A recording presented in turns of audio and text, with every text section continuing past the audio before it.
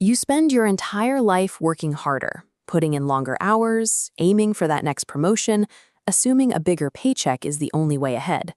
But despite that grind, a shocking number of people find themselves stuck in the exact same spot at the end of the month, waiting for the next payday just to keep the lights on. This animated equation shows exactly why that happens. Most of us operate on a default formula: income minus expenses equals savings. The problem is, as your income goes up, your lifestyle usually upgrades right alongside it.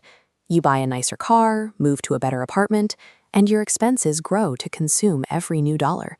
Savings stay at zero.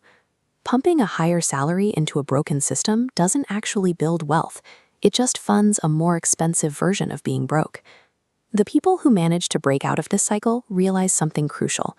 Wealth is entirely about what you keep and how you grow it. To do that, they use a different formula. Watch how this equation changes. Income minus savings equals expenses.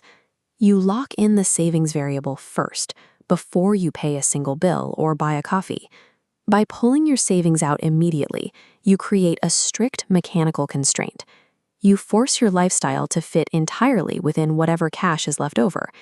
Making that specific mathematical adjustment is the actual starting line for financial independence, and it works the exact same way whether you make $30,000 a year or $300,000.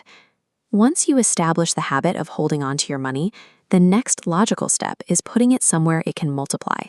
This introduces the mathematical engine known as compound interest. It is the process where the money you save earns interest, and then that interest starts earning its own interest, turning small inputs into massive outputs. This chart tracks a baseline scenario of investing just $100 a month.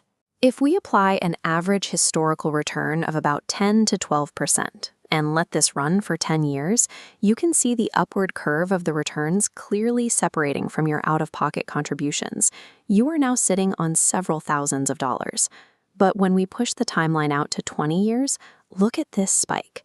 The accrued value explodes upward as the interest compounds on itself year after year. The steepness of that late-stage curve completely shatters the excuse of waiting until you earn a higher salary to start investing. Starting small and early beats starting late with more money, every single time.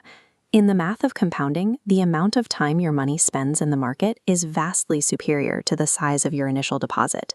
Today, doing this is incredibly accessible.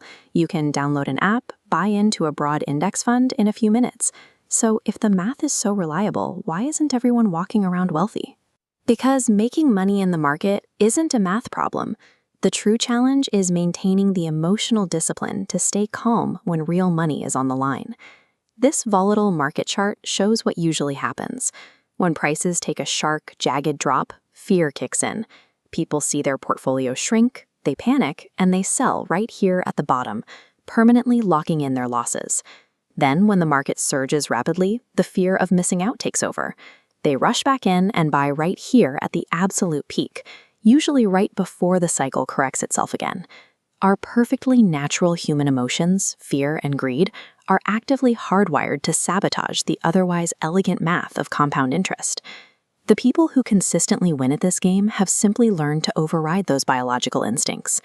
When a market downturn hits and the general public is terrified and pulling their cash out, smart investors see a discount. They buy.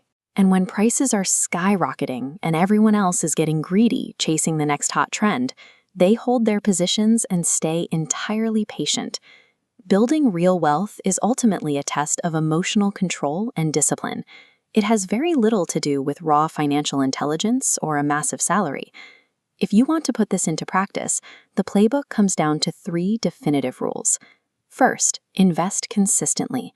Enforce that flipped mathematical formula right now, regardless of how small your income might be. Second, think long-term. You have to give the mathematical reality of compound interest the decades it requires to actually work. And third, control your emotions. Actively resist the urge to panic sell during the inevitable dips or chase quick wins during the peaks. Wealth is the inevitable result of combining steady math with time. That makes waiting to start the single most expensive mistake you can possibly make.